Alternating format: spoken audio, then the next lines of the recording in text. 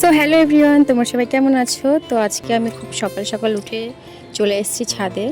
আজকে রাত্রে আমার ঠিকঠাকভাবে একদমই ঘুম হয়নি। সারা রাত অনেক ভাবনা চিন্তা মাথার মধ্যে ঘুরঘুর করেছে, শান্তি করে ঘুমোতে পারিনি। তো আজকে খুব সকালে উঠেছি, সকাল 7টার আগেই হয়তো উঠেছি। তারপর উঠে চলে আসলাম ছাদে। আর এসে দেখছি দেখো কত সুন্দর মেঘলা মেঘলা ওয়েদার, এত সুন্দর লাগছে। আর আজকে এখানে হালকা হালকা বৃষ্টিও পড়ছে সকালে। তো কাপড়গুলো কালকে রাত্রে মেলে দিয়ে গিয়েছিলাম, সেগুলোই আমি নিতে এসেছি এখন।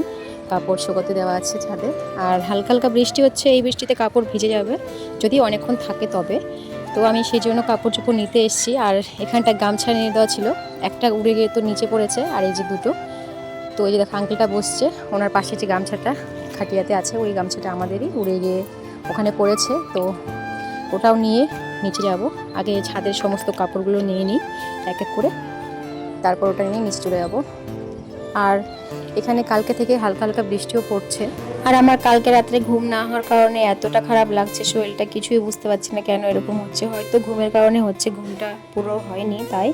তো এখন আমি যাব কাপড় চোপড় নিয়ে, আর নিচে গিয়ে আমি এখন কাপড়গুলো রেখে ঘুমিয়ে পড়বো। কিছু কাজ করতে পারবো না, ঘুম থেকে উঠবো তারপর সব করবো। তো চলো নেক্সট ভিডিওতে দেখা হচ্ছে, টাটা।